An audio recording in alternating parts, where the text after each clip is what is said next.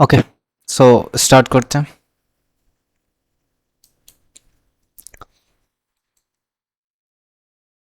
Okay, so first of all I just want to make you know that कि हम prelims और mains दोनों पे फोकस करेंगे, बट मोस्टली जो क्वेश्चन यहाँ पे हमने लिए हैं वो मेंस के ओरिएंटेड लिए हैं. So this is only for the mains answer writing practice, how you should have to approach, how you should have to break the question, how you should have to go step by step, all the things we are going to discuss here. Okay, so start करते हैं from first question. चलो, so first question ये कह रहा कि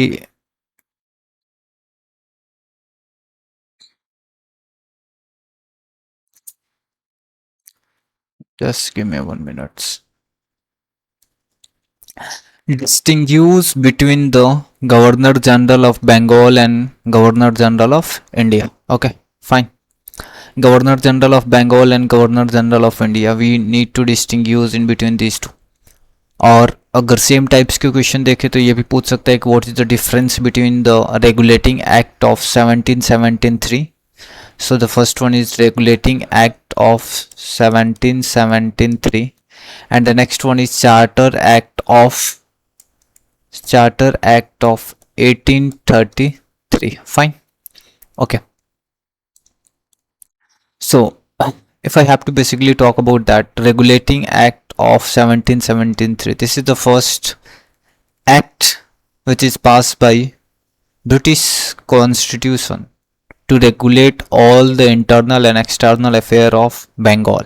Okay, so इसमें क्या होता है कि रेगुलेटिंग एक्ट में जो गवर्नर ऑफ बंगाल थे उन्हें गवर्नर जनरल ऑफ बंगाल बना दिया गया था. ठीक है, सो यहाँ पे क्या हुआ था, गवर्नर ऑफ बंगाल को गवर्नर जनरल ऑफ बंगाल बना दिया गया था. ठीक है, what about the 1833? Here Governor General of Bengal is designated as a Governor General of India. Okay, this is for the complete India. Who is the first Governor General of Bengal? So first one is Warren Hastings. So Warren Hastings. Who is the first Governor General of India? That is William Bentinck. Okay, who is that? William Bentinck. Fine. Next, if I'm going to talk about 7073, so it shows a little bit centralization. So here is a partial centralization.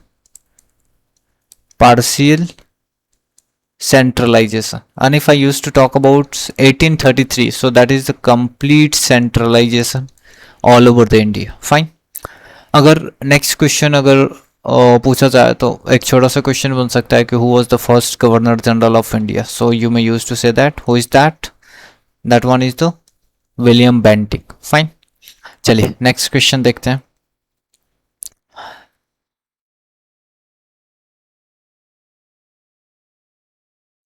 Next question.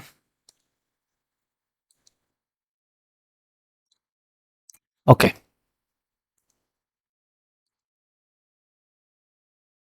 I don't have to go, I have to choose second page. Okay, fine. चलिए, so third question क्या कह रहा है, what is the main feature of Pitt's India act of 1784. Okay, so the first one is that regulating act of 1773. Fine. Pitt Act of 1773 failed to effectively control the company. First act था 1773 था जिसके through company क्या चाहती थी, complete control करना चाहती थी या कंट्रोल करने की कोशिश की, बट फेल हो गया. समाउ उसके बाद पिट्स एक्ट आया 1784 में and that was pass to create a better control, अच्छे कंट्रोल के लिए. ठीक है, next, it separate the company function into two. ये बहुत ही मेन इंपॉर्टेंट फंक्शन था कि जो भी कंपनी के फंक्शन थे, ठीक है, उन फंक्शन को दो पार्ट्स में इसने डिवाइड किया. पहला पॉलिटिकल, दूसरा कमर्शियल. फाइन.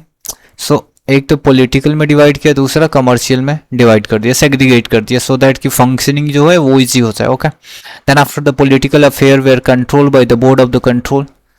जो भी पॉलिटिकल अफेयर था उसको कौन कंट्रोल करता था, board of control, BOC. Fine.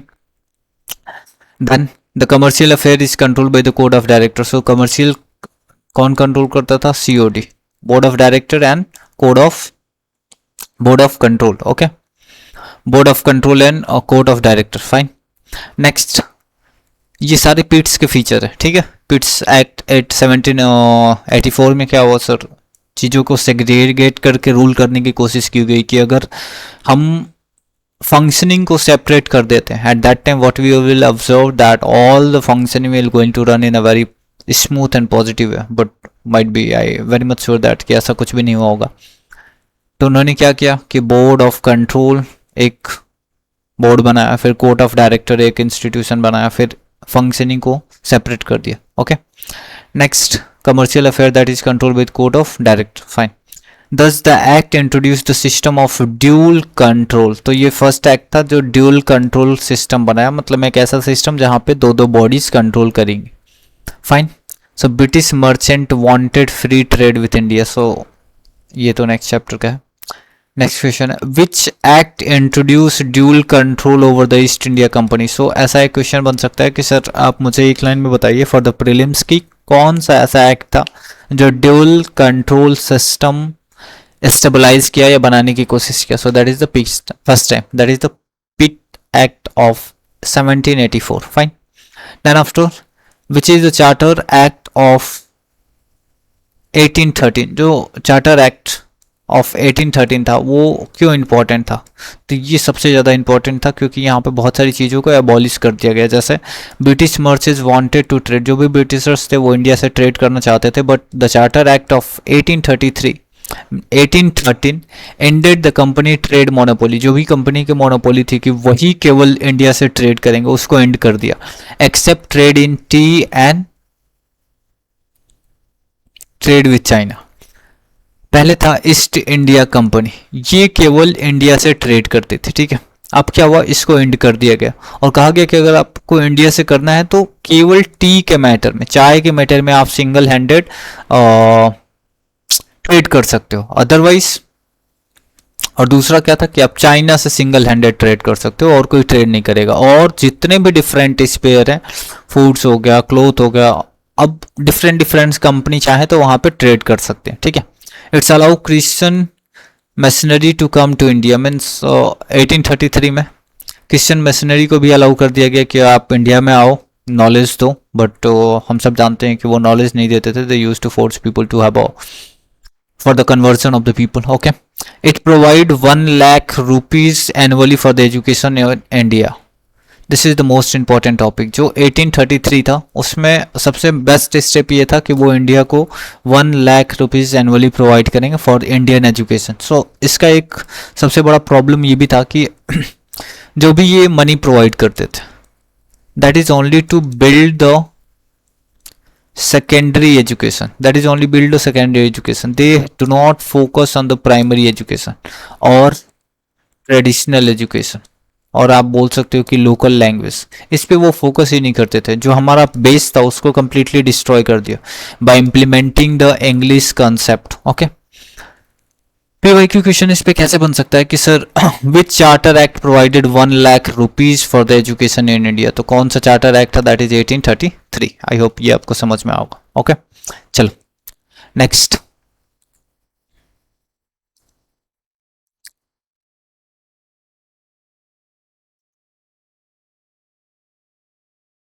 Start करें. सो नेक्स्ट क्वेश्चन क्या है? Why the Charter Act of 1833 called as an important centralizing act. जो Charter Act 1833 है. So Charter Act of 1833 इसको हम सेंट्रलाइज्ड एक्ट क्यों बोलते हैं, CA क्यों बोलते हैं? तो बहुत सारे इंपॉर्टेंट इसके फीचर होंगे. Because of that we use to call it centralised act. The first one is that कि before 1833 the Bengal and Bombay and Madras had a separate legislature. 1883 से पहले जो 3 मेजर कंट्रोल्ड एरिया थे, पहला था बंगाल, दूसरा जिसको हम प्रोविंस भी बोलते थे, Bengal, Madras and then after Bombay. ये तीनों सेपरेट एग्जीक्यूटिव फंक्शनिंग करते थे, मतलब उनका लेजिस्लेचर भी सेपरेट था, एग्जीक्यूटिव भी अलग अलग था. After that, after charter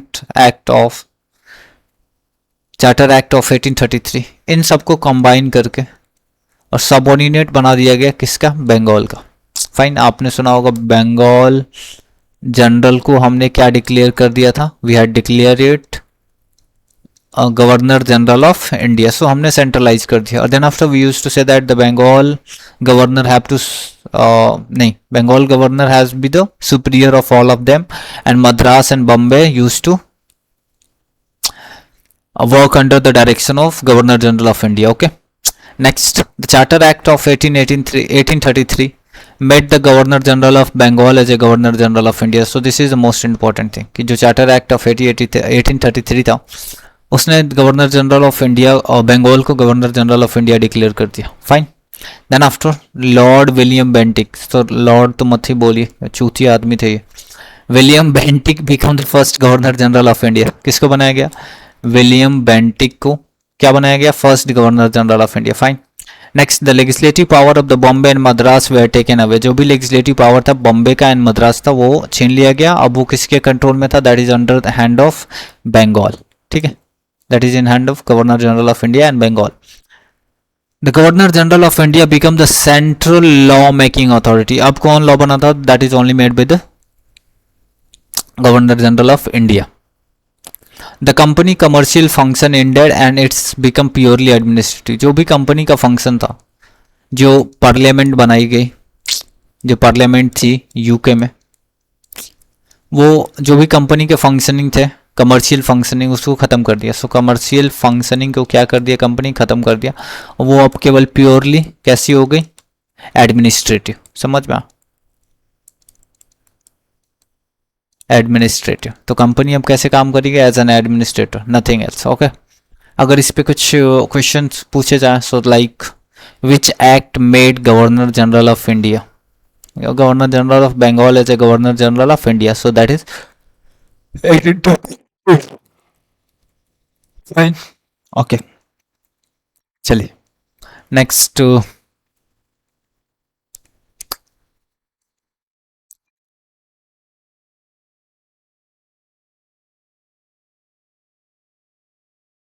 next page open करते हैं. चलिए, तो फर्स्ट चैप्टर में मेन इंपॉर्टेंट इतने ही थे. अब हम नेक्स्ट चैप्टर स्टार्ट करते हैं, second chapter. Okay. So what is the constitution assembly. सबसे पहली बात कि कॉन्स्टिट्यूशन असेंबली होती क्या है, और अगर मैं कॉन्सेप्ट की बात करूँ तो इसमें कॉन्स्टिट्यूशनल मेकिंग जो सेकेंड चैप्टर है, चैप्टर 2 ऑफ लक्ष्मीकांत, उससे क्वेश्चन है. So constitutional assembly is a special body created to frame or draft a constitution. Constitution assembly एक ऐसी special body थी जिसको बनाया ही गया था just to draft or made constitution or create a constitution. Okay, drafting of the constitution के लिए. It is different from the ordinary legislative because its main task is constitution. ये बाकी सबसे different था क्योंकि इसका प्राइमरी टास्क यही था कि just they have to design and draft the constitution of India. Okay. Next, in India the constitution assembly was formed in 1946 under the cabinet mission plan. किसके अंडर प्लान हुआ था सर, किसके अंदर फॉर्म हुआ था, that is cabinet mission plan के अंदर. कब हुआ था सर, 1946 में स्टार्ट हो गया था. फाइन. ओके. अच्छा, असेंबली स्टार्ट हो गई थी, असेंबली फॉर्म हो गई थी, असेंबली क्या हो गई थी, फॉर्म हो गई थी, और कॉन्स्टिट्यूशन बनना स्टार्ट हो गया था.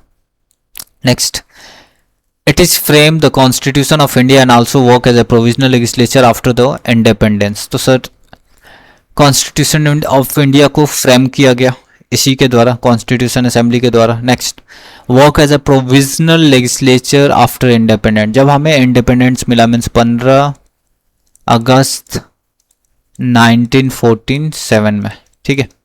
इसके बाद जो लेजिस्लेटिव का काम था वो कौन कर रहा था, कॉन्स्टिट्यूशन असेंबली. जो असेंबली हमने बनाई थी वही लॉ बना रहे थे प्रोविजनल तौर पे, जब तक हमारा कंप्लीटली फुली सेंट्रल बॉडी या पार्लियामेंट बन के तैयार नहीं हो गया. Okay.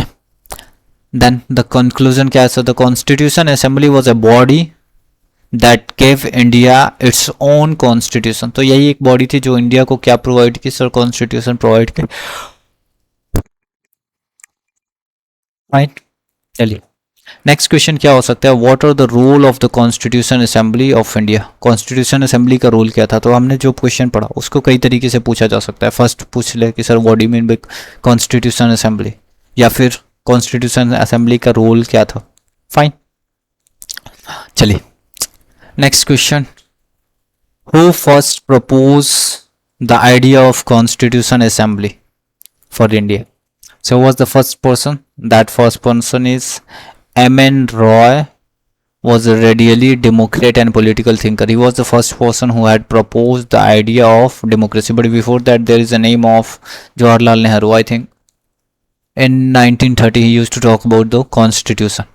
Okay, so step one. The idea of Constitution Assembly of India was firstly proposed by M.N. Roy in 1934, and then after Jawaharlal Nehru in 1935. Fine.